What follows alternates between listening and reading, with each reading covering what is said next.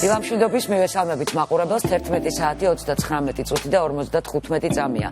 დღეს 27 სექტემბერია, სოხუმის დაცემის დღეა და ზუსტად 32 წელი გვაშორებს აფხაზეთს.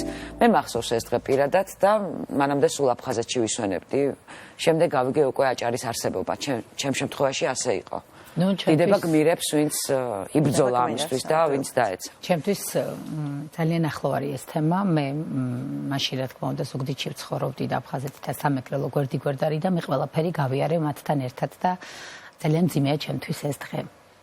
თან 32 წელი გავიდა მე ძალიან პატარა ვიყავი, მაგრამ მახსოვს ეს დედას და მამას მეგობრები, რომლებიც ჩამოვიდნენ თბილისში და რაღაცნაირად ძალიან ესეთი დახმარების, ერთობის და გვერდში დგომის პერიოდი იყო და ძალიან რთული. ამაზე ჩვენ მეც აღარ ვისაუბრებთ, ჩვენ გველოდება ჩვენი თანაწამყვანი ის ახლა აჭარაშია ტამანგო ჟღერია, რომელიც ერთადერთ სკოლაში იმყოფება, სადაც აფხაზურს ასწავლიან. მე მინდა მივესალმო ტამანგო სალამი. მოგესალმებით მეგობრებო, თქვენ სწორად აღნიშნეთ, დღეს საქართველოს ისტორიისთვის ერთ-ერთი ყველაზე მძიმე და ტრაგიკული დღეა. 32 წელი გავიდა მას შემდეგ, რაც სოხუმი დაეცა. მე გალის რაიონის სოფელ ნაბაკევიდან გახლავართ და როგორ გითხრათ, ჩემთვის და ყველა იმ ადამიანისთვის, ვინც იძულებით გადაადგილებული პირები ვართ, განსაკუთრებულად ემოციური დღეა. მე მაქვს იმედი და მჯერა იმის, რომ ერთ ჩვენიერ დღეს იმ ჩემს დამწვარ სახლს აუცილებლად გავაკეთებ და იქ ისევ იქნება სიცოცხლე. წარსული არის მძიმე, თუმცა მომავალი ნათელია და ამის ერთ-ერთი დასტური ისაა, რომ მე დღეს აჭარაში, სოფელ ფერიაში ვიმყოფები. აქ არის ფერიის საჯარო სკოლა, სადაც ასწავლიან აფხაზურს და ბავშვებს უნერგავენ იმ ყველაზე დიდ სიყვარულს, რაც ჩემი აზრით დღეს ჩვენ საქართველოს გვჭირდება. მე ახლა კლასში შევალ და არაჩვეულებრივ ადამიანებს გაგაცნობთ. წავედით. გამარჯობა ბავშვებო. აი როგორც ხედავთ, ჩვენი უსაყვარლესი ბავშვები აფხაზურად მოგვესალმნენ და რას ნიშნავს თუ შეიძლება რომ გითხრათ? თქვენი მომზადება. გაიხარეთ, დიდი მადლობა. მოგესალმებით ქალბატონო ლიანა. ლიანა აიკუცბა გახლავთ. აფხაზური გაკვეთილის პედაგოგი მოკლედ და აბა ქალბატონო გითხარით, რას ნიშნავს თქვენთვის ეს სკოლა, რას ნიშნავს ეს ბავშვები და რამდენი წელია რაც აქ ხართ და რა ემოციები გაკავშირებთ თუ შეიძლება რომ გაგვიზიაროთ. უპირველესად დიდი მადლობა მობრძანებისათვის და დაგვაფასეთ ჩვენი სასწაული თაობები დააფასეთ, იმიტომ რომ აფხაზური ენის სწავლება ჩემთვის ძალიან დიდი პატივიცა და ძალიან დიდი პასუხისმგებლობაც. განსაკუთრებით აფხაზური იმდენად რთული, ღრმა და ლამაზი ენა, მე თავიდან ეხლაც მიგვიშვ როგორ გავბედე და შევდგე ამ საქმიანობას და არ მეგონა ასე წარმატებულად თუ გართმევდნენ თავს ურთულეს ასობგერებს, ისე სუფთად გამოთქვამენ ჩემი ქართველი და აფხაზი მოსწავლეები.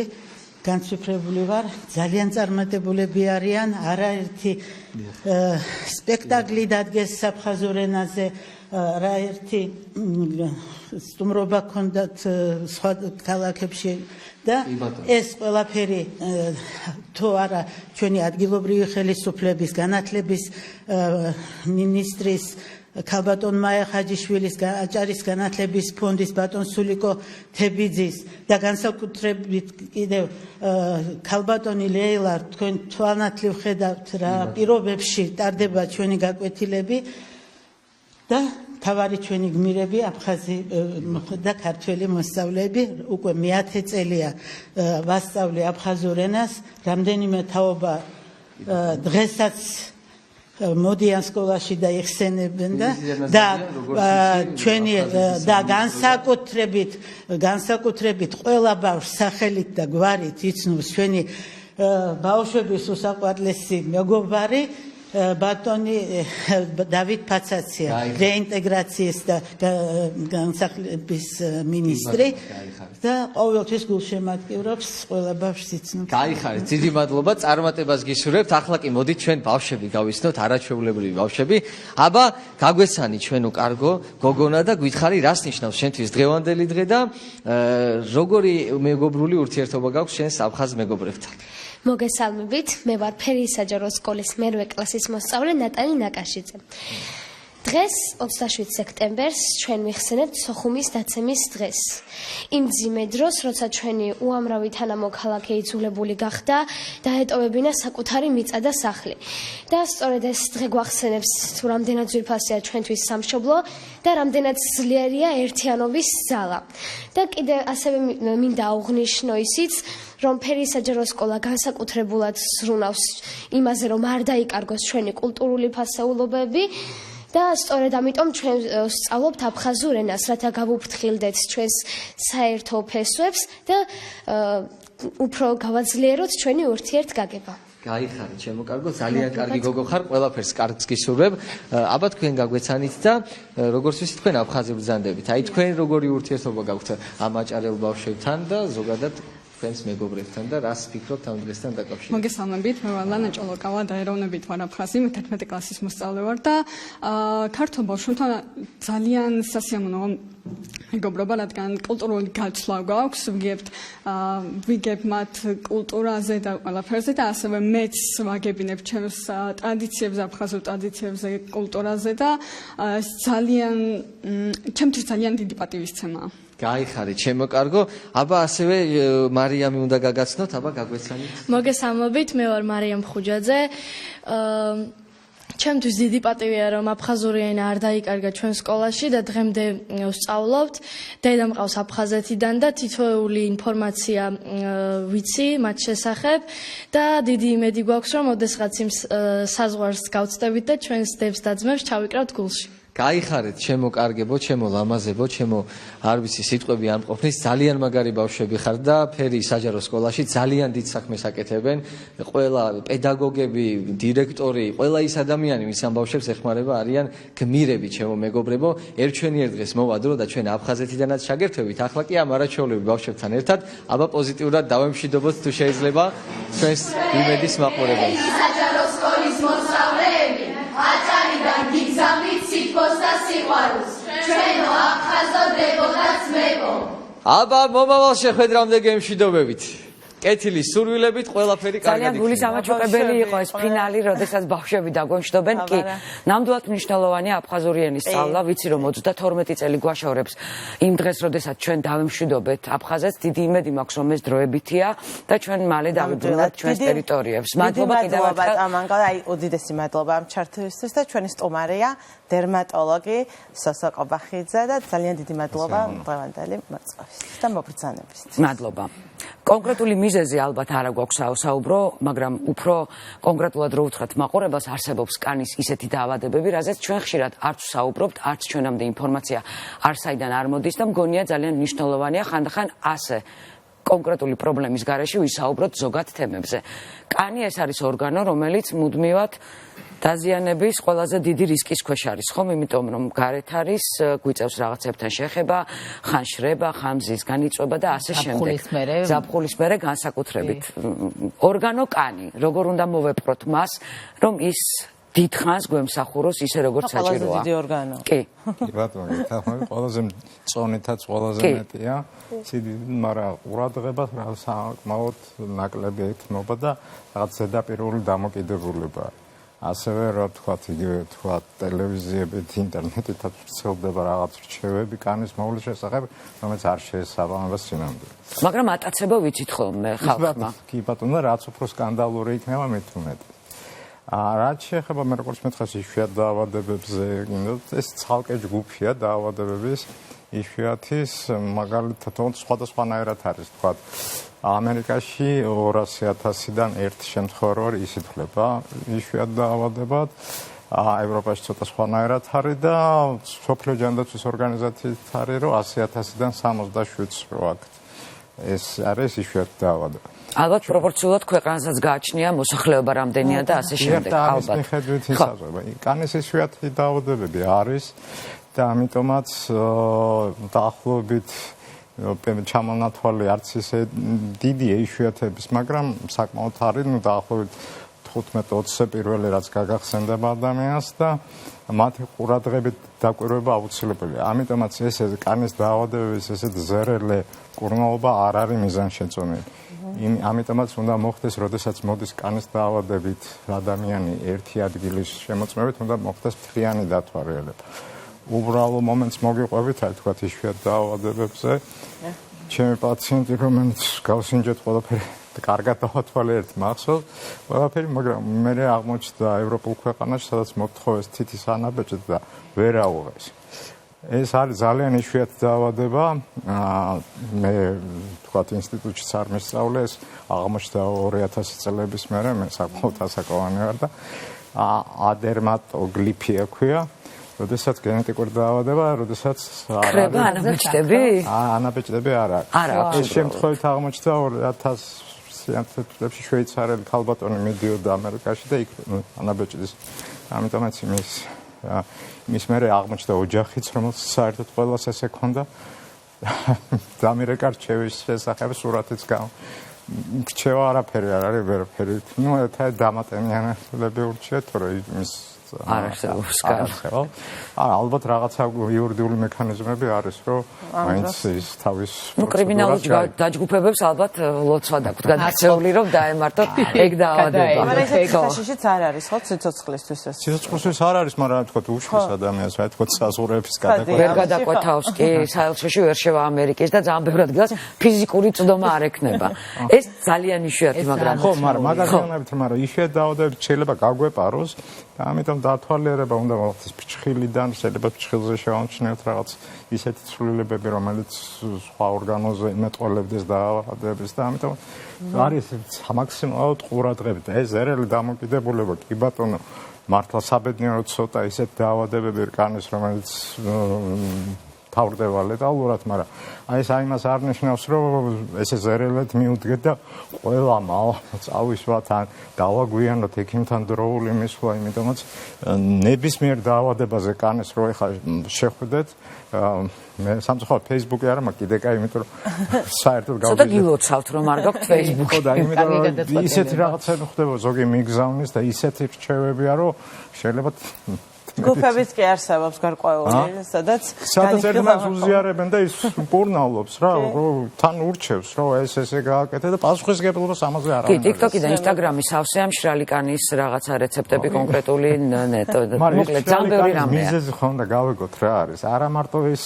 რომ სიმშრალე, კი ბატონო, დამატენიანებელი, ელემენტარული ყველა მიხედავს, მაგრამ მიზეზი შეიძლება იყოს ძალიან ბევრი. ნუ მიზეზი ახლა დროს მოითხოვს, იქ ნერვიულობას მოითხოვს და ამიტომ ხანდახან გვირჩენია ზედაპირულად, მაგრამ იცით რა მაინტერესებს, დროსთან ერთად ევოლუცია თუ განიცადა კანის დაავადებამ. მაგალითად 90-იან წლებში რაღაცა იყო პოპულარული, შემდეგ შეცვალა, როგორც ალერგია მაგალითად იყო თავისთვის არსებობდა, მაგრამ ერთ დღეს გახდა ნომერ პირველი დაავადება. თუ არსებობს კანის დაავადებებში ასეთი რამ, რაც მოკლედ ტრენდულია რაღაცა დროს. ალბათ ჩვენ საუკუნეში არა. აკნეც რასაკვირველია იმატა, რა მომართვიანობა მოიმატა, იმიტომ რომ უფრო მეტი ყურადღება დაეთმო, იგივე როგორც აი ეს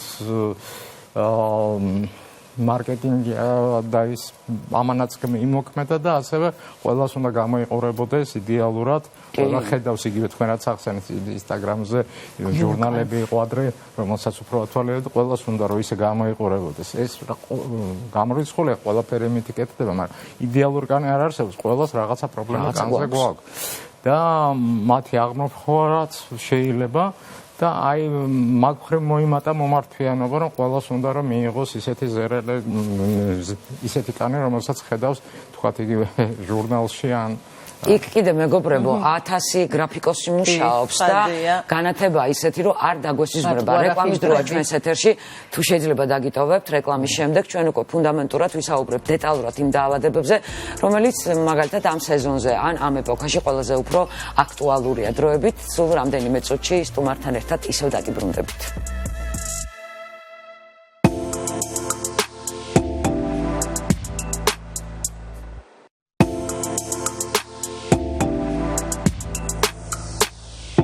ჩვენი ოჯახი დაბრუნდა პირდაპირ ეთერში. ჩვენი სტუმარია დერმატოლოგი სოსო კობახიძე. ვსაუბრობთ იშვიათ კანის დაავადებებზე, რომელსაც ხშირ შემთხვევაში თვითკურნალობით რაღაცნაირად ვიწყებთ მათ კურნალობას, რაც აუცილებლად ასე ხმამაღლა ვიტყვი და სრული პასუხისგებლობით, რომ ეს არის ყველაზე დიდი დანაშაული, როდესაც ჩვენ რაღაცა კონკრეტულს თვითკურნალობით ვიწყებთ და ვაგრძელებთ. ბატონო სოსო, ამ შემთხვევაში არის საუბარი კანზე, რომელიც მართლა ყველაზე დიდი ორგანოა და ყველას გვინდა რომ კანი გქონდეს იდეალურად. ყველას გვინდა რომ ჩვენი კანი პასუხობდეს იმ სტანდარტებს, რომელსაც გვაჩეჩებს ავტობუსზე ჩაივლის რეკლამა თუ სოციალურ ქსელს გახსნი, მარმარილოს კანებით ყავს ყველა.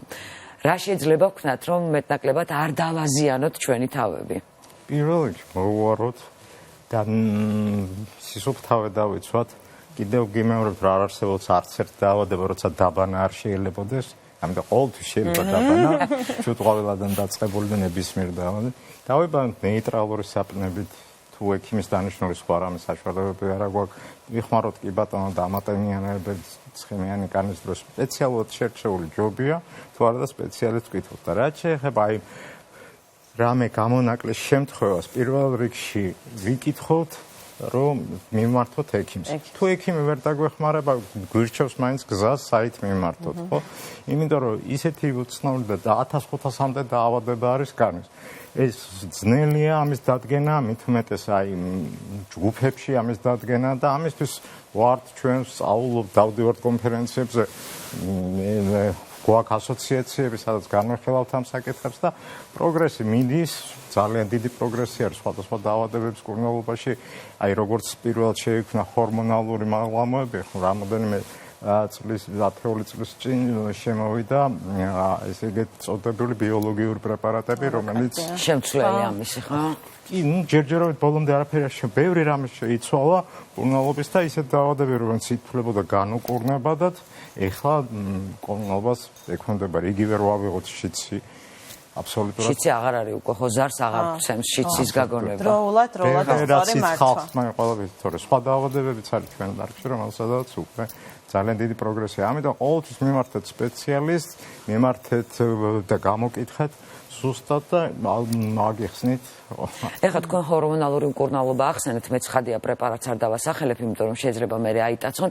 ყოველ შემთხვევაში ჩემ ძალიან ფართო წრეში, მოდაში ასე ვიტყვი, რაღაცა გამონაყარი იყიდა ეს წამალი გეტყვიან, რომელიც მართლაშველის დილას კანი არის შედარებით კარგ მდგომარეობაში. ეგ არის ალბათ სიმპტომური მკურნალობა, კვილი რო გტკივა და წამოსვათ და ჩვენ პრობლემას არ ვეხებით რეალურად საიდანაც გამონაყარია, მაგრამ მოკლევადიანი შედეგი აქვს და იწვევს თუ არა დამოკიდებულებას ჩვენი კანი ჰორმონზე, იმიტომ რომ როდესაც ჰორმონი პერმანენტულად შენს კანზე ხვდება, შემდეგ სხვა წამალი ვეღარ მოქმედებს, ხო ისე? თან მალავს და თან კიდევ წარმოიდგინე რა მნიშვნელობა როგორ შევა ორგანიზმში. აი ნემსის ეშინიათ ჰორმონის ნემსი არა, მაგრამ მალამო კი ბატონო. მალამო ძალიან მიღებული ფორმაა. რო გადაითვალოთ ერთ წუბიქში რამდენიც არის და თან მალამოები არსებობს ძალიან სიძლიერის მიხედვით არის.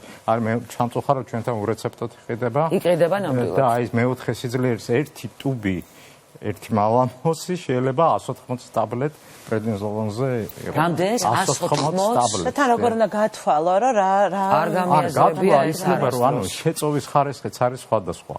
აი რო ავიღოთ შეწოვის ხარისხი ხელზე ერთ-ერთეულად, აი აქ არის 0.5 შეწოვის ხარისხი, მაგრამ ეს სკროტუმის მინდამოში საზარდოებში არის 41. ანუ 41-42, ანუ აქ რო ერთხელ წავისვათ, აქ 42 ჯერ წაგისვია, იმას ნიშნავს. ამიტომ ეს მალამო კრემი განსხვავდება და ესეც შესარჩევია და ამიტომ არის ექიმი, ამიტომ სწავლობ და ამიტომ ის უნდა მიმართოთ სპეციალისტს. და ამის და მიხედვით ინიშნება და უნდა განსაზღვროს დოზა და ამიტომაც თქვა ნებისმიერ სხვა ქვეყანაში ევროპულში განვითარებულში ვერ იყიდით ჰორმონალ მარამოსლიერს იმის რეცეპტის გარეშე. ჩვენთან სრული პასუხისგებლობით ვაცხადებთ, რომ ნებისმიერ აფთიაქში თქვენ შეგიძლიათ ჰორმონალური ლოსიონი, მალამო კრემის, ხელი, სხვადასხვა კონსისტენციის მოირგოთ. აი SPF-ს და მზის ცხივებს, კი ვიცით, რომ ეს აი მარკეტინგული ხრიკია თუ ნამდვილად ძალიან გვაზიანებს ეს მზის ცხივები თუ არ გავდივართ. არის ტრავმა. ანუ რო იყოს სიწითლე მოდაში, მაშინ უნდა ურტყათ, ხო? და გაწითლდება და ხო, მაგრამ ტრავმა, გინდა ტრავმის მე კი ბატონო მოგწონთ შესაძლებელია, ოღონდ დამცავი კრემს ის დამცავი კრემი ატარებს იმ სხივს, რომელიც გაძლევს რუჯს, მაგრამ იმ სხივს არ ატარებს, რომელიც მავნეა თქვენთვის. და ისედაც ბევრი რუჯი მავნე, როგორც ტრავმა არის მავნე, ყველა რუჯი არის მავნე, მაგრამ გინდათ ნაკლები თქვენი პასუხისგებლობა, გინდათ კი ბატონო, ოღონდ ნაკლები თვითდასიანებით. და აუცილებლად დამცავი. დამცავების პრობლემაც ის არის, რომ თქვათ, როდესაც ჩადეხარ წყალში, არც ერთი არ ჩერდება წყალში. კი აწერია water resistant. აწერია, 24 მაგრამ რამდენი ჩაახვალ დამახვალ ის ეზარებათ ხალხს, მაგრამ როგორც ესე არის, კბილებს ხო ვიხეხავთ არა? ესე გჭირდებათ. გინდა რუჯი, მაშინ დაახარჯე შენი დრო და შემთხვევით და იგივე სოლარიუმში და ცხოდა არა, რატო გეუბნები, სოლარიუმში არის გაფილტრული სხივი, იქ არ გჭირდებათ ის დამცავი კრემი. მიხვდეთ, აი რაღაც პლუსი აქვს ხო სოლარიუმში? პლუსი რა თუ გინდათ, მაგრამ საერთოდ არსებობს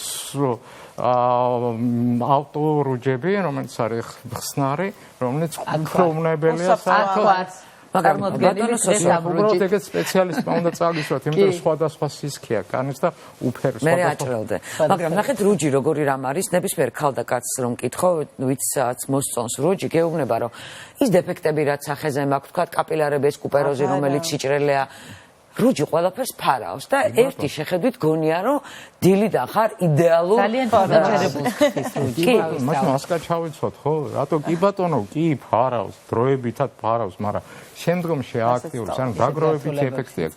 ანუ ის რო იწოვება ის ესე ვთქვათ ის ცუდი სხივი გროვდება იმ უჯრედებში და მე როდესაც გავხდებით 60-70 წელს ხო მიდის მე სხვადასხვა ცვლილებები. იგივე ნაადრევი ნაოჭები კოლაგენი იცვლება და ამიტომ ეს არის ტრავმა. მაინც ყველა რუჯი არის ტრავმა. ისე კოლაგენი მე გინდადებიდან მიიღე, გინდა დალიედა რაც ქარი ვეღარ არის. პირველად რომ გავიაზრე რა არის რუჯი, ესე ამიხსნეს და ის დამეხმარა. მას შემდეგ მე მზეზე არ წოლილი ვარ. ნუ სოლარიუმში კი დავდივარ, მაგრამ მზეს უფრთხი. ანუ რატომ გვეძლება გვემატება კანზე ფერი, იცით?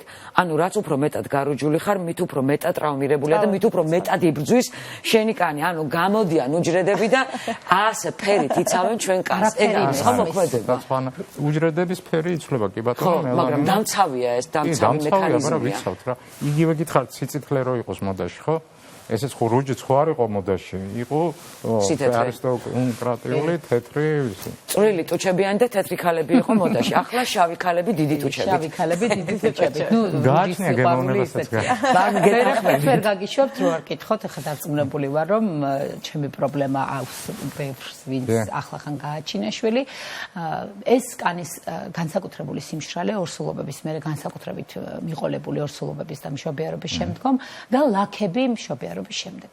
ანუ ეს რაღაცა უნდა დაველოდოთ ისე მოიხსენები მგურუებს, რომელიც ინსტაგრამზე და ფეისბუქზე გვხვდება და გვეუბნება, რომ დროსაც ადე და ჰორმონების დამშვიდებას თუ უნდა მივმართოთ. არა, რომ დრო ყველაფრის კურნალე არ არის ეგრეთი.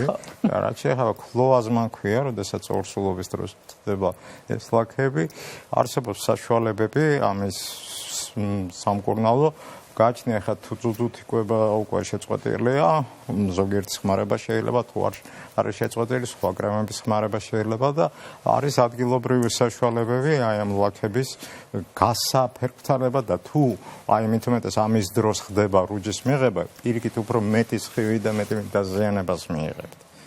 კი, უფრო დიდდება და უფრო რაღაცნაირად ამიტომ ჯობია იმგონალ და მე შეგიძლიათ რუჯის მიღება.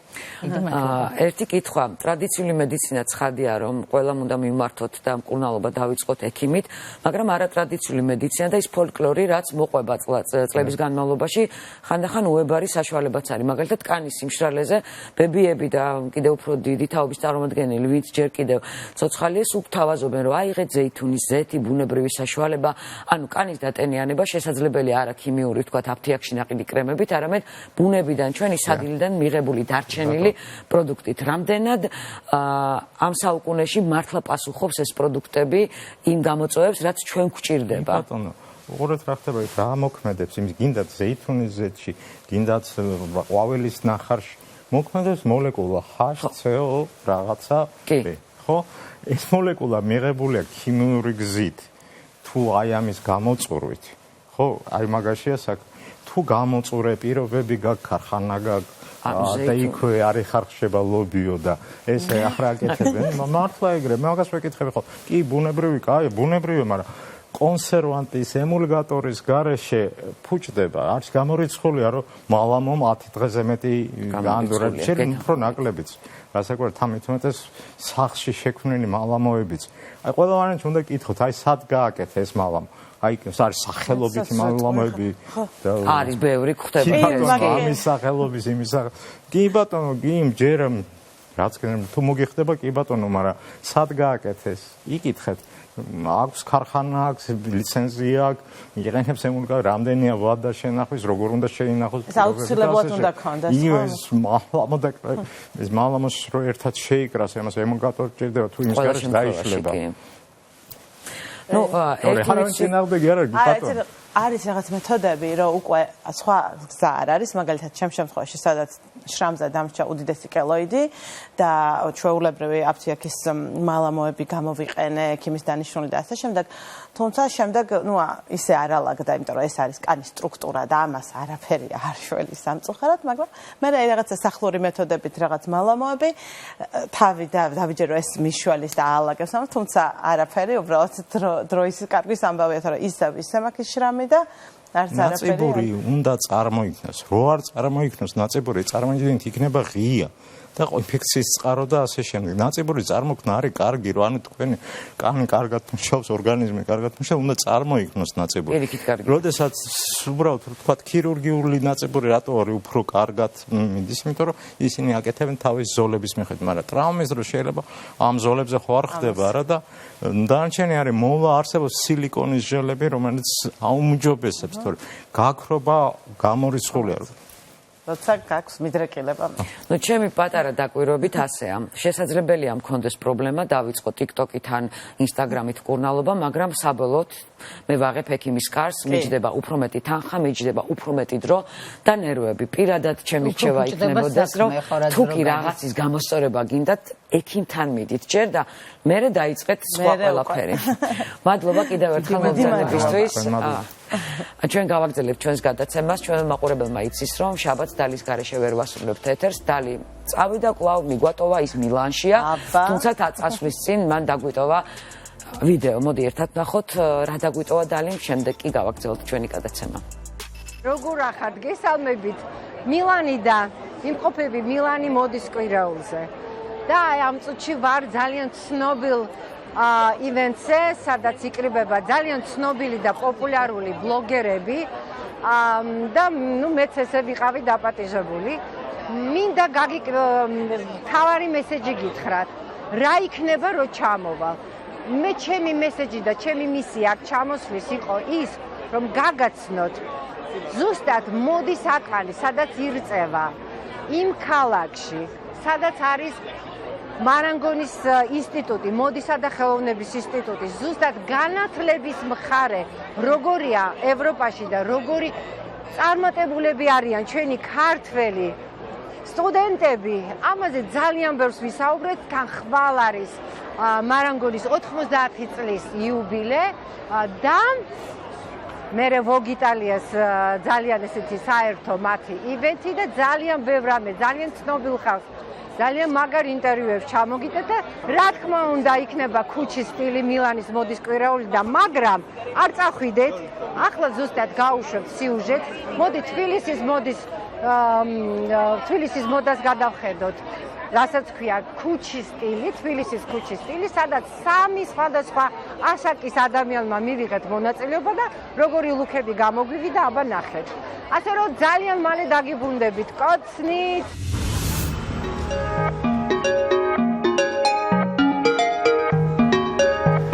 გამარჯობათ, იმყოფები ნავნეში. დღეს გადავწყვიტეთ გაგაცნოთ 3 სხვადასხვა ასაკის ინფლუენსერი, რომელიც მუშაობს სტაილინგის მიმართულებით. ეს არის ჯენზი, მილენიელი და მე, დალი. ნახოთ როგორ ლუკებს ავაწყობთ და რამდენად განსხვავებული იქნება ასაკის მიხედვით. წავედით.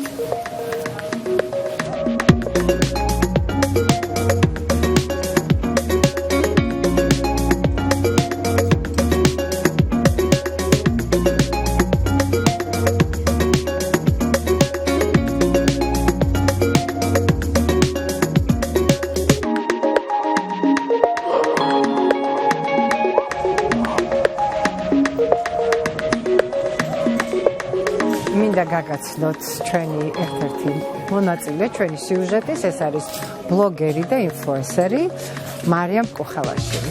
მარიამ, როგორ ხარ? არ გადალი, როგორც ყოველთვის ფანტასტიკურად გამოიყურე. შენს და ვიცი უკვე რო არჩიებ, დავალება ქონდა მიცებული, რომ მათთვის ასიამოვნო და რა მოწონთ ამ სეზონზე.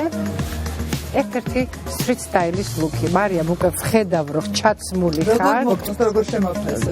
ძალიან, მე ძალიან მომწონს საერთოდ შენი გემოვნება, როგორ არჩევ და როგორ იხდენ და როგორი სტილის შეგრძნება გაქვს. ძალიან დიდი მადლობა, ძალიან სიამოვნოა ამის მოსვენა შენგან. ძალიან კარგი და ყველას რაც კითხვა უნდა დაუსვა, ეს არის რატომ მოგწონს ნავნეში შოპინგი? არაერთხელ მithქვამს ამასთან დაკავშირებით, ნავნე არის ყველაზე დიდი და მასშტაბური აუთლეტ სივრცე მთელ საქართველოში და ნავნეში შეგიძლია აღმოაჩინო ისეთი გლობალური ბრენდები, რომლებიც ჯერჯერობით საქართველოს ბაზარზე არ არის შემოსული.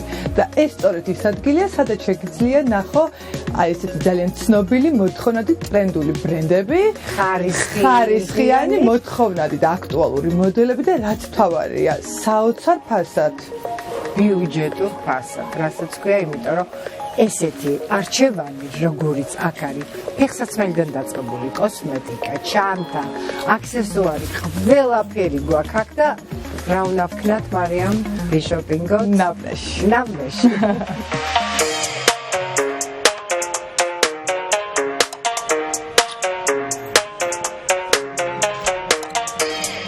შემდეგი მონაწილე სალი მუბლაური, რომელიც არის ძალიან ახალგაზრდა, რამდენი წლის? 17 წლის და ცნობილი ტიქტოკერი უკვე და ძალიან მაინტერესებს საერთოდ აი შენი ასაკის ბავშვები როგორ ირჩევენ ლუკებს, ყოველთვის ძალიან თვალს გადევდებთ, იმიტომ რომ თქვენ ხართ მომავალი თაობა, რომელიც უნდა გაიზარდოს და უკარნახოს სტილი და სტილის შეგრძნება ასწავლოთ თქვენ სტოლებს. იმიტომ რომ ყველაზე რთულია ამ ასაკში ქონდეს სტილის შეგრძნება და თუ გაქვს, ესე იგი გაქვს. სალი, რამდენად იცნობ ნავნეს და რატომ მოგწონს ნავნეში შოპინგი? პირველ რიგში ნავნეს იმიტომ ვანიჭებ უპირატესობას, რომ არის დაბალი ფასები, არის უმაგრესი კოლექცია და ყველა შეუძლია მოვიდეს და იყოს თავისი სტილი. და საერთოდ ყველა ზომის და ყველა ასაკის ქალბატონს და მამაკაცსაც შეუძლია მოვიდეს და იშოპინგოს ნავნეში. და რამდენად მოგწონს ახლა შენი არჩევანი და რა პრინციპით შეარჩიე მოდეს? პირველ რიგში მინდოდა რომ ყოფილიყო street style, ცოტა კლასიკურიც და ნუ ფერებშიც მინდოდა რომ ცოტა სახალისო ყოფილიყო.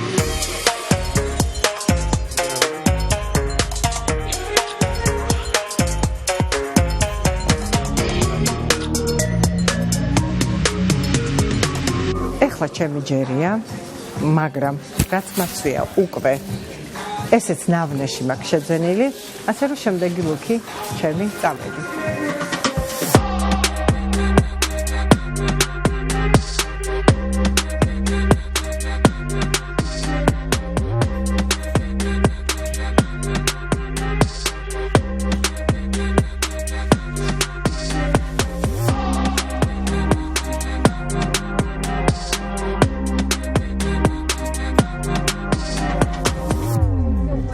მოკლედ ამ ორი ლუკიდან ძლივ შევჯერდი. ეს არის ჩემი საბოლოო გადაწყვეტილება. ესეც ჩვენი საშემოდგომო ქუჩის სტილი ჩემგან, მარიამისაგან და სალისგან. რა უნდა გქნათ? უნდა მოხვიდეთ ნავნეში, იშოპინგოთ და იყოთ ჯანმრთელები და ლამაზები. დავედი.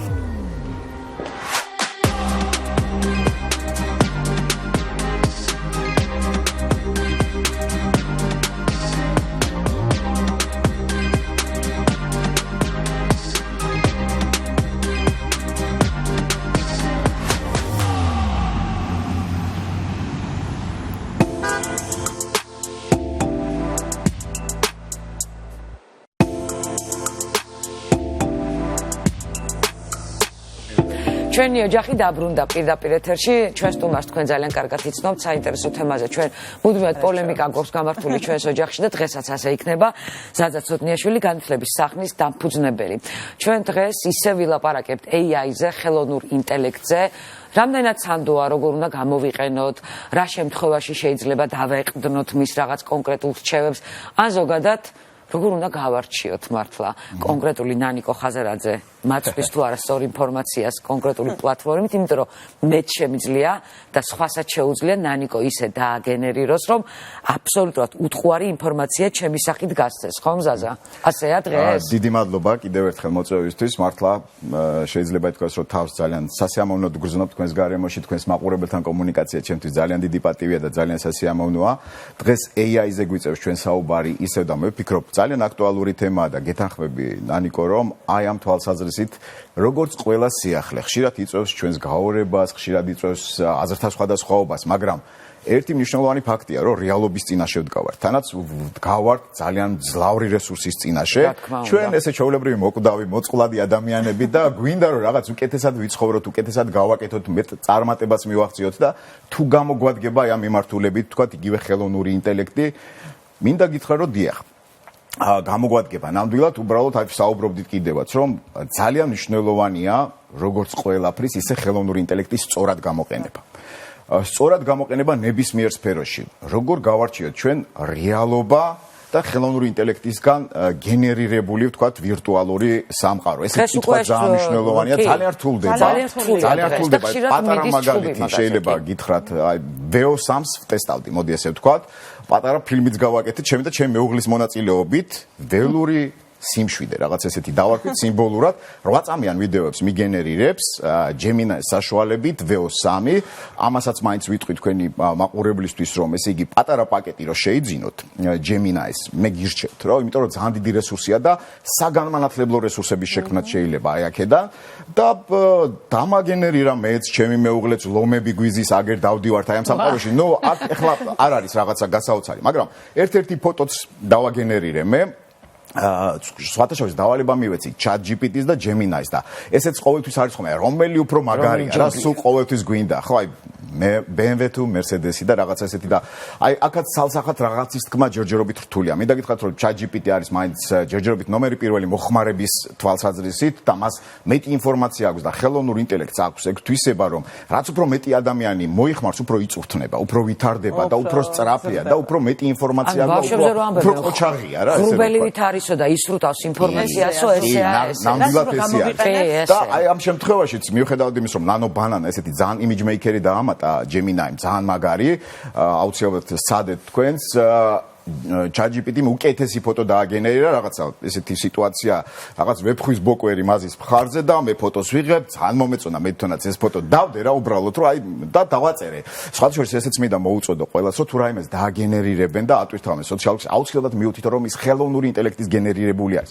მიუხედავად ამის აზრები მაინც გაიყო, როგორც ყოველთვის ხდება ხოლმე და რა ვიცი, ძალიან დიდი მოწონებას დაიმსახურა, ფოტოს თვითონ კარგი გამოვიდა იდეაში სიუჟეტური თვალსაზრისით, მაგრამ რა თქმა უნდა ეს იყო ვირტუალური და ადამიანი თუ კარგად დააკვირდებოდა და ზედაპირ ტექნიკურად როგორ არის შესრულებული? მე შეიძლება ვთქვათ, მე პირადად ნანიკო მივხვდე რომ ეს დაგენერირებულია. ტექნიკურად ძალიან უახლოვდება რეალობას. ძალიან უახლოვდება. აი VO3-ზე დავიწყეთ ჩვენ საუბარი და VO3-ში რატო გავტესტე მე ახლა ეს პატარა ფილმი? იმიტომ რომ ითვლება, ყველა ექსპერტი ფიქრობს, რომ ჰოლივუდი შეიძლება ჩაანაცვლოს. ანუ შეიძლება ანჟელინა ჯოლი და ტომ კრუზი საჭირო აღარ იყოს. კი, პირდაპირ. აი ეს მომენტი არის რა. იმდენად რეალისტური შეიძლება იყოს უკვე ეს გადაღებული ფილმი, რომ ეხლა წარმოგიდგენთ რამხელა რესურსი ჭირდება აი ამ ყველაფერს, ხო? დრო, რაც ყველაზე მნიშვნელოვანია, აბსოლუტურად გეთანხმებით და მე ამ ხალხის ჰონორარები, სხვა არაფერი, რესურსების დაზოგვა და ყველაფერი. აი ერთი დაახლოებით მაინც აი საათნახევარი ფილმის ბიუჯეტი თუ არის პირობითად $200,000 პირობითად, რა შეიძლება გახდეს იგივე ქრონომეტრაჟის, რა დაჯდეს იგივე ქრონომეტრაჟის ფილმი უკვე ამ შემთხვევაში ინტელექტის ნანიკო, მე რაც შემიძლია გითხრათ ჩემი გამოცდილებით, რაც ზუსტად ვიცი, ხო? მე ესეთი ბიუჯეტი ფილმის არ მინახავს, მაგრამ მე ვიცი რომ 3-8 წამიან ვიდეოს მაძლევს თუ საქართველოსდან ყიდულობს $60 პაკეტს Gemini-ისგან. ანუ დღეში მაძლევს 24 წამს. მაგრამ ეს 24 წამი არის დასამუშავებელი, ხო? იქ როგორი დიალოგებია, იცით, რაღაცა მოგეწონათ, აი ამ ვიდეოში რაღაცის შესვლა გინდათ, თქვენ აგრძელებთ პრომპტის წერას. კი, აი ამ ფოტოზე საუბარი, კი. მართლა რა ბუნებრივია, ანუ წარმოუდგენელია. ხო, მე ვერ მივხვდებოდი ვერასოდეს, რომ იმიტომ რომ ზაზა ცხოვრების წესთან გამომდინარე შესაძლებელია რომ ჩვენგან ესეთი სიგიჟეები და ალბათ მაგითო, კი. ხო. არა, თან ძალიან ბუნებრივია. ხო, ანუ დღეში თუ გვაძლევს აი ამდენს ideyაში რაღაცა 200.000 ყოველ შემთხვევაში არ დაждდება და ძალიან იაფი დაუждდება თუ არ დავიწყოთ, ამასაც დაგითვლით Gemini თუ შესთავაზებთ ესე. არა, მარტივია, ანუ კომუნიკაცია არ გიწევს მსახიობებთან, არც წავთან, არავის და ხო, მაგრამ ნახე გიწევს ყველაზე რთული და ჩვენ ამაზე რეკლამამდე ვისაუბრეთ. აქ ყველაზე მთავარია ჩვენ სწორად დავწეროთ ჩვენი მოთხოვნა, რა გვინდა, რა ქვია დამავიწყდა ამ სიტყვას? პრომპტი. პრომპტი, ანუ პრომპტის წერა არის აქ ალბათ ყველაზე მნიშვნელოვანი. ყველაზე მნიშვნელოვანი, ნანიკო, გეთანხმები აბსოლუტურად. რთულდება ცხოვრებას ხო ეგეთი წესი აქვს და მედალს ორი მხარე აქვს ყოველთვის. ხო, რაღაცა შეიძლება გამარტივდეს, მაგრამ ესე არ არის რა. ესე არ მარტივდება ტექნოლოგიებთან ურთიერთობა. აი განათლებაში კიდე რატო ფიქრობენ რომ შეიძლება გამოიწვიოს საზოგადოებების დაყოფა. რაღაცა თვალსაჩინო ვინ იყენებს თქვა ახალ ტექნოლოგიებს, ვინ ვერ იყენებს და ასე შემდეგ. ვინც დღეს ცდილობს რომ ისწავლოს კარგი პრომპტის წერა, ანუ ესე რომ ვთქვათ პოპულარულ ენაზე ბრძანების მიცემა სწორად ხელოვნური ინტელექტის ოპერატორისთვის. ესეც უნდა ვთქვათ, რომ ეს თვითონ ხელოვნური ინტელექტი არ არის. ეს არის მოდელები ChatGPT-ის და Gemini-ის, რომელიც დიდ ენობრივ მოდელთან ამყარებენ კავშირს და იქიდან იღებენ ინფორმაციას და შუამავლები არიან ადამიანებსა და ასე ვთქვათ ამ დიდ ენობრივ მოდელს შორის და ბუნებრივია სწორად პრომპტის დაწერა უნდა ვისწავლოთ. თუ გვინდა ჩვენ რომ წარმატებას მივახციოთ ხელოვნური ინტელექტის სწორად გამოყენებაში. დანარჩენი ეს ჩვეულებრივი დიალოგები როგორ ახარ კარგად ვარ და ის რომ პოზიტიურ განწყობილებაზე გამოდის ძალიან წარსულია უკვე რა. მოდელს შევხედოთ, ხო, ძალიან წარსულია. სწორად პრომპტის წერა. იგივე ჩვენი მომავალი თაობა, თქვათ აი ამ მიმართულებით უნდა იყოს განათლებაშიც ორიენტირებული, რომ სწორად უკვე ენციკლოპედიები შეიძლება შეიქმნას, შეიძლება ვირტუალური, ეხლაც არსებობს უკვე საძიებელი პრომპტის და ამასაც მე ვურჩევ თქვენს მაყურებელს, აუცილებლად მოიძიონ თუ მათ უნდათ რომ სერიოზულად ისწავლონ ხელოვნური ინტელექტის ეფექტიანი და სწორი გამოყენება. რას ნიშნავს ეფექტიანი და სწორი გამოყენება? თქვენ ამას ასწავლით ბოდიში, ახლა მორჩა სასწავლო კურსი, სადაც თქვენ ხო AI-ზე რა. ესე იგი მე მინდა გითხრათ რომ ძალიან დიდი სიამოვნებით თანამშრომლობ იუსტიციის სასწავლო ცენტრთან, მათი დაკვეთით დავიწყეთ, ესე იგი სწორედ ესე იგი ამ კურსის შექმნა და მე ძალიან გამიტაცა ამ კურსის შექმნა, იმდენად რომ ყოველი ტრენინგი ჩემი განსხვავდება, ალბათ ეს ბუნებაც არის ხელოვნური ინტელექტის წინა ტრენინგებისგან. იმიტომ რომ იმდენად სწრაფად ვითარდება. შევდივარ დილით და შეიძლება ითქვას რომ ჩვეულებრივი დამოკიდებულება მაქვს უკვე რაზე, იცით? იმაზე რომ რა სიახლეა ეს ვნახო და გავიგო როგორ სწრაფად გაკეთე. აი, სულ ცოტა ხნის წინ გეტყვით პატარა მაგალითს. შენი GPT შეგეძლო შეგექმნა, რომელიც თქვა გასწავლიდა სხვადასხვა საგნებს, ენებს და ასე შემდეგ. დღეს ვნახე რომ Gemini-ის აქვს უკვე ეგ რესურსი, რომ შენს ნაცვლად გააგზავნოს იმეილები, მიიღოს იმეილები. თანაც ეს არის უფასო. უკვე Google კონკურენციაშია ChatGPT-სთან. მასკი თავისი Grok-ით ასევე კონკურენციაშია დანარჩენ ყველაფერთან და დიდი ბიჭები დაეჯახნენ. დიდი ბიჭები ჭიდაობაში, ესე იგი ჩვენ შეიძლება ითქვას რომ სამაგერად დიდი რესურსები გვექმნება და მათაც შეიძლება ითქვას რომ მათი აი სოციალური ქსელის უფასო თანამშრომელი ვარო, იყო ხოლმე ესეთი გამოთქმა. ვართ ჩვენს ხელოვნური ინტელექტის შეიძლება ითქვას უფასო თანამშრომელი. ანუ ჩვენ რასაც ინფორმაციას ვაძლევთ და იქიდან რაღაც უკუგებას ვიღებთ, ეს არ არის ესე ტყუილად და უფასოდ მოცემული, ის ჩვენგან, განსაკუთრებით ქართულ ენაზე ვსაუბრობდით, ხო? მე რა მიხარია ყველაზე ძალიან, სხვათა შორის ის რომ ქართულად დაიწყოს სწორად წერა და საუბარი. საუბარში მაინც რაღაცა ასოების. აბსოლუტურად გეთანხმებით, უჭირს ჯერ ესე ამ რაღაცების გამოთქმა, მაგრამ დამერწმუნეთ რამდენიმე თვეში მაქსიმუმ წელიწადში ეს იქნება ძალიან მნიშვნელოვანი და არ გაგიკვირდეთ თუ აკაკი შანიძის გრამატიკას უკვე შეეფერება მისი ნაწერი. უკვე ესეთი მნიშვნელობა. ანუ ძალიან მნიშვნელოვანია. მაგრამ აქაც მოდი შევხედოთ ესე საკითხს, ალბათ მშობლები გვისმენენ, ბავშვები გვისმენენ და ჩემი მოგრძალებული პოზიცია მინდა გაუზიარო, რომ არის ესეთი кейსი მაგალითად, ხო, რომ დავალება აქვს ბავშვს უნდა დაწეროს რაღაცა დიდოსტატის მარჯვენაზე, რაღაცა, ასე თქვა, დაავალა პედაგოგმა. ხო და ChatGPT-ს შეგიძლიათ მარტივად უთხრათ სხვათა შორის და დაგიწერთ 500 სიტყვას თან კარგად წერს ზაზა, მოდი შევთანხმდეთ. კარგად დაგიწერთ, ChatGPT მოგცემთ, გაუგზავნეთ, თუ ეს გაუგზავნეთ პედაგოგს და ამაში ქულა მიღეთ, ეს არის მოდი როგორ გითხრათ, ყოველგვარი ეთიკის, ყოველგვარი მორალის, ყოველგვარი არსებული ვითარებისთვის რეალობასთან შეუსაბამობაა რა, ამის თქმა მინდა. მაგრამ რა შემთხვევაში ვართ ჩვენ სწორად ამ შემთხვევაში? თქვათ, არ წავიკითხე, მე დიდოსტატის მარჯვენა და ცოტა ვრცელია, ხო და მეზარებ.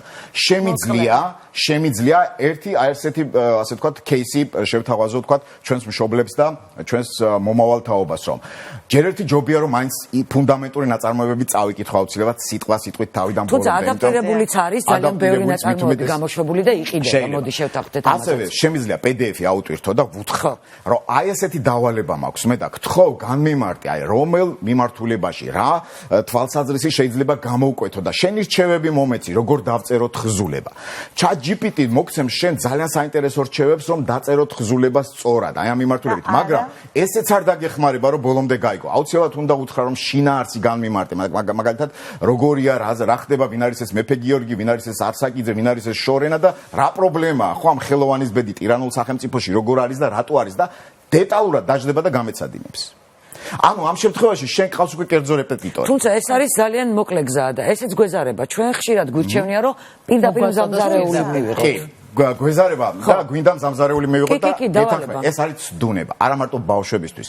ჩვენთვისაც შეიძლება გახდეს ეს ცდუნება. ხა, ამიტომ უნდა ვასწავლოთ ჩვენ ხელოვნური ინტელექტის ეთიკური გამოყენება და ჩემი პირველი ინტერესი ამ საკითხისამის სწორედ ეს იყო, როგორ გამოვიყენოთ ეთიკურად, რომ გავიდეთ შედეგზე. ხო, ეს არის უკვე მსოფლიოში აპრობირებული მეთოდი, იცით თქვენ რომ ჰარვარდში ერთხელ ეგეთი кейსი იყო, რომ ბავშვებმა ჩაწერეს ლექციები და აგენერირებინეს ხელოვნურ ინტელექტს საგამოცდო ტესტები. და ჩააბარეს გამოცდები ისე რომ ასე თქვა ესეთი кейსი მოხდა. მე დაждდნენ ესენი მოიფიქრეს რაღაცა სისტემები, გადაწყვიტეს რომ უნდა ასწავლონ ეთიკური გამოყენება და ის რომ დასჯადი უნდა იყოს აუცილებლად თუ ეს პლაგიატი და თუ დადასტურდა რომ ცოდნა მიიღე, უпростоად ცოდნა ვერ მიიღე და ისე შეეცადე რომ რაღაცა რესურსი შექმნეს. და რა რესურსით უნდა შევამოწმო მე მიღებული დავალება ბავშვის მიერ არის გაკეთებული თუ AI-ით? რა არის ხელმოსაჭრელი? ეგრე არის. აი ესები, რომელსაც ავალებენ, ხო? უკვე ახლა ვინც სტუდენტები არიან, აბარებენ. ეს ირჩევა, ანუ ნახეთ როგორი სიტუაცია. მე რო შევხედავ, ხედავ. აი ზუსტად ხედავ, პირდაპირ დაგენერირებული და copy paste-ით არის გაკეთებული თუ არა და ჩემ სტუდენტებს აი ყოველ შენ გაწაფული ხარ, იმიტომ რომ დაინტერესებულია მუშაობ შენი თემა. მაგრამ ალბათ სხვაც შეამჩნევს, მაგრამ არსებობს კიდე Turnitin-ია ესეთი ჩაშენებული პროგრამა არის საუნივერსიტეტო საბაკალავრო, სამაგისტრო, სადოქტორო ნაშრომებს ვამოწმებთ ხოლმე აი ამ პროგრამაში და ისიც ხედავს. ასევე არის AI ჩეკერები, რომლებსაც თუ მისცემ, გეტყვის რომ ეს არის დაგენერირებული ტექსტი. თვითონ AI ითქვის რომ მე მოგიყვები კიდე ერთ ვითარებას რა. ეხლა ჩვენ გეგმიურად თუ ისედაც ჩვენ ინტერესის სფეროა და ბოლო დროს ხელოვნური ინტელექტის მედიაში გამოყენებაზე მიწევს ხოლმე კვლევების გაკეთება რა და ქართულად გავაკეთე ეს კვლევა. შემდეგ დავაგენერირებინე, მე მინდა ჩემ კოლეგა პროფესორებს უთხრა, ვურჩიო ყოველ შემთხვევაში, კლოდი ძალიან магარი ხელოვნური ინტელექტის რესურსია, რომელიც სამეცნიერო აკადემიური მიმართულებით არის. კლოდ AI პირდაპირ ესე არის და ამ მიმართულებით არის ძალიან საინტერესო რესურსი და ვთხოვე რომ ეთარგმნა. ეს თარგმანი შევამოწმებინე ჩემ ამერიკელ მეგობრებს. მithხოვთ, ძალიან მაგარი თარგმანია. ეხლა წარმოგიდგენთ მე რო თბილისში მომეძებნა ეგეთი თარჯიმანი C2 დონეზე რო აკადემიურ თარგმანს გამიკეთებდა ჯერ ამ ხელა რიგში უნდა ჩავდგე მე რამდენი თანხა უნდა გადაუხავდა მე დრო ყველაზე ძვირი რაც გვაქვს დრო თვეები დამჭირდებოდა დამიგენერირა ზუსტად გეტყვით 10 წუთში ნუ ცხადია რომ ხო ეხლა ეს რო აიტვირთოს AI ჩეკერზე მე არ გავტესტე და არ გავსინჯე იმიტომ რომ შეიძლება AI ჩეკერზე რო აიტვირთოს მე იქ სადმე კიდე აჩვენოს აი ამ სტატიამ რომ დაგენერირებული ანუ ეს ზუსტად არ ვიცი მე როგორ მოხდება მაგრამ მე ასე ვთქვათ დამიგენერირა ძალიან კარგი თარგმანი. ამ შემთხვევაში მე ვფიქრობ რომ ეთიკურ ნორმებთან ნორმალურად ვარ და ვამბობ რომ მითარგმნა AI. ეს შენ ზაზა და მე პირადად ხედავ ასეთ საშიშროებას. შეიძლება ვწთები და ამ სიახლესთან ჩვეულებრივი ლოგიკური შიშია. მე არ მგონია რომ ამდენად კეთილსინდისიერად მოიხმაროს ადამიანები. ნუ რამდენი ვართ უკვე რამდენი მილიარდი ვართ, რამდენს აქვს დღეს წვდომა? 8 მილიარდის ფარგლებში. პროპორციულად აქედან რამდენი მოიხმარს კეთილსინდისიერად და რამდენი არა. ამაზე ვინ არის პასუხისმგებელი? აბსოლუტურად გეთანხმები. შეთანხმები, რისკები ყველაფერთან ერთად არსებობს და მათ შორის ხელოვნური ინტელექტის გამოყენებასთან დაკავშირებით სწორედ ამიტომ საბაზისო საგანმანათლებლო კურსებიდან ჩემი აზრით არა მხოლოდ საქართველოში, მთელ მსოფლიოში უკვე ფიქრობენ მაგაზე, რომ შეიტანონ სწავლების საკითხი. გარდაუვალია, აი ინტერნეტი გარდაუვალი ხო აღმოჩნდა რა. ესეთივე გარდაუვალია ხელოვნური ინტელექტის შემოსვლა ყოველდღიურ ცხოვრებაში, განათლებაში, განსაკუთრებით მედიცინაში, ყველა სფეროში. აბსოლუტურად ყველა სფეროშია. ხო, რამდენი кейსი გვაქვს უკვე ამ მიმართულებით, თქვა სამედიცინო მიმართულებით, განათლებაშიც უკვე. ნახეთ როგორი მიდგომებია განათლებასთან დაკავშირებით, რაც მე ვფიქრობ ასევე საინტერესო უნდა იყოს თქვენი მაყურებლისთვის და ალბათ ბევრმა მათგანმა ეს იცის კიდევაც, რომ ბლუმი იყო ეგეთი ძალიან საინტერესო ამერიკელი განათლების ფსიქოლოგი, რომელიც კვლევებს ატარებდა ხოლმე და მე იმიტომ მიყვარს ბლუმის თეორიებზე დაყრდნობა, რა სულ კვლევებს ატარებდა და 1994 წელს ჩაატარა ეგეთი კვლევა, 3 ჯგუფი გააკეთა რა, სადაც 30-იან კაციან ჯგუფში შედის ერთი პედაგოგი, რა შედეგზე გავიდოდნენ აინტერესებდა, მეორე გააკეთა, რომ დიდი ჯგუფი იყო, პედაგოგი შედიოდა, მაგრამ ამავე დროს სულ ტესტავდა, ანუ ტესტირებებს უტარებდნენ და ვიდრე შედეგზე არ გადიოდნენ, სულ ამ ბავშვებს ამეც არ ეშვებოდნენ და მესამე ჯგუფი აიღო ინდივიდუალური მეცადინეობა ბავშვთან. თქვენც მიხვდებით, რომ ინდივიდუალური მუშაობა იმუშავებდა, ხო? ახლა ჩვენს განათლების სახლში მაგალითად გვაქვს ინდივიდუალურად ბავშვთან მუშაობა და ერთი მთავარი პრინციპი გვაქვს, რომ 60 კაციან ჯგუფზე მეტი არ გვაქვს. აი ბლუმზე დაყრდნობით სწორედ აი ამ პრინციპამდე მივედით, მაგრამ რას თავაზობს ახლა ხელოვნური ინტელექტი განათლებას? აი ამ ბლუმზე დაყრდნობით. ეს არის ყველაზე საინტერესო, რომ პედაგოგი ფიზიკურად არ არსებობს, მაგდენი რომ ინდივიდუალურად ამეცადინოს ყველა. უბრალოდ არ არის. მეორე კატეგორიისთვისაც არ არის მაგდენი რესურსი, რომ ტესტო. ყველაზე ესე იგი მარტივი ის, რომ შევიდეს 30-იან კაციან ჯგუფში და 50-იან კაციან ჯგუფში ერთი პედაგოგი და ილაპარაკოს და რა შედეგი დაიდება, ან რა შედეგი არ დაიდება, ეს არის მთელ მსოფლიოში ესეა. რა თქმა უნდა ჩვენთანაც და პრობლემაა, ხო? ანუ შედეგზე რამდენად გადის ეს მოსწავლე.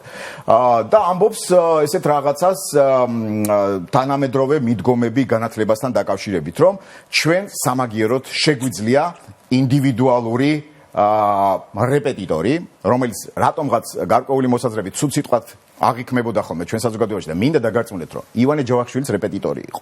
და ინდივიდუალური მუშაობა ბავშვთან არის ყველაზე მაგარი მუშაობა ბავშვთან და იმიტოა, რომ ჩვენი ბავშვები, ახლა სკოლა არ ვარ გადა, იმიტომ დადის რეპეტიტორთან ეს კითხვები, მაგრამ ბლუმიც მაგას ამბობს, რომ 30 კაციან ჯგუფში, შეიძლება სკოლა კარგი იყოს, მაგრამ 30-იან კაციან ჯგუფში და ინდივიდუალურად ბავშვს რო უზის პედაგოგი, ან 60 კაციან ჯგუფში რო უზის ბავშვს პედაგოგი, სულ სხვა შედეგზე გავა, ხო? ეს ძალიან ბუნებრივია. აი ხელოვნური ინტელექტის კულტურა, ნუ რამდენ ხანში დაინერგება, მაგრამ ისეთი ტემპებია, რომ ალბათ ძალიან ინდივიდუალური რეპეტიტორი შეიძლება რომ ყავდეს უკვე ბავშვს.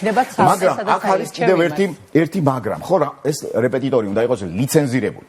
მე მაგალითად თუ ვიცი რომ ჩემმა შვილმა ქართულ ენასა და ლიტერატურაში უნდა მიიღოს კარგი განათლება, უნდა ვიცოდე რომ ის რეპეტიტორი ლიცენზირებული ან საქართველოს განათლებისა და მეცნიერების სამინისტროს მიერ, ან თვითონ ChatGPT-მ უნდა მომწეს ამისი რეკომენდაცია. როგორ არის ნანიკო, მე გეთანხმები, ხო, შეიძლება ცოტა წინ ვლაპარაკობ, აი ამ ყველაფერს ძალიან წინ ვლაპარაკობ და შეიძლება ზედმეტიც არის დღეს ამაზე ლაპარაკი, მაგრამ იდეაში შესაძლებელია და უკვე არსებობს ესეთი ინდივიდუალური რეპეტიტორი. ერთი მოკლე შეკითხვა ერთი მოკლე შეკითხვა უნდა დაგისვათ. ნახე როგორ არის. აი მე ვარ ის კატეგორია, რომელზეც თქვენ საუბრობდით. თან ვიყენებ და ძალიან დიდი ვნება არის ის, რასაც გაწოდებს ინფორმაციას. თან ცოტა ვუფრთხი ამ ყველაფერს, იმიტომ რომ ადამიანური ურთიერთობები ჩემთვის ძალიან მნიშვნელოვანია. აი ამის სწავლება თუ არის ახლა შესაძლებელი, რომ როგორ მივიღოთ სწორად ისე რომ აი ეს პანიკა რაღაცა ძალიან მოკლედ რო გვიპასუხოთ, დრო გაგვექცა. ხება ადამიანები ჩვენი თვალსაჩინო. ესე იგი სწორი ურთიერთობა ისევ ხელოვნური ინტელექტთან, როგორც მე გავიგე თქვენი ინტერესი, ესე იგი მნიშვნელოვანი არის, აი ნანიკომ წეგან აღნიშნა, რომ ჩვენ ჩამოგვიყალიბდეს სწორად კომუნიკაციის უნარი. ყველაფერში ხომ თავარი მაინც კომუნიკაცია. კოდებია გარკვეული, ერთმანეთს რითიც ვაგებინებთ და თქვენს მაყურებელს როგორც ვაგებინებთ, ხო? შეიძლება ისეთი ძალიან დიდი სიბრძნე ვთქვათ, მაგრამ კოდები არ იყოს საკმარისი, ან ერთი მხარისთვის, ან მეორე მხარისთვის. აქაც იგივე სიტუაცია. ამ შემთხვევაში მაშინ ესე დავასრულოთ, რომ მოუწოდოთ ჩვენ საზოგადოებას, რომ სწორი პრომპტის წერა ისწავლონ. ანუ სწორ დავალებას მეც კარგად ვიგებ, ვიდრე არასწორად დავალება, რომელიც შესაძლებელია მეგობრისგან მოდიოდეს. ისე სწრაფად ვითარდება ეს სფერო, რომ შეიძლება ორ კვირაში ჩვენ კვლავ ამ თემაზე ამ სტუდიაში გავაგრძელოთ საუბარი. ზაზას ალბათ დროებით ვემშვიდობებით, იმიტომ რომ ძალიან კარგი რესპონდენტია და ძალიან აქტუალურ თემაზე საუბრობს მუდმივად. ჩვენ ხვალამდე გემშვიდობებით, ხვალ სულ სხვა შემადგენლობით დაგიბრუნდებით ნახვამდის. შემდეგ კვირამდე, კარგად.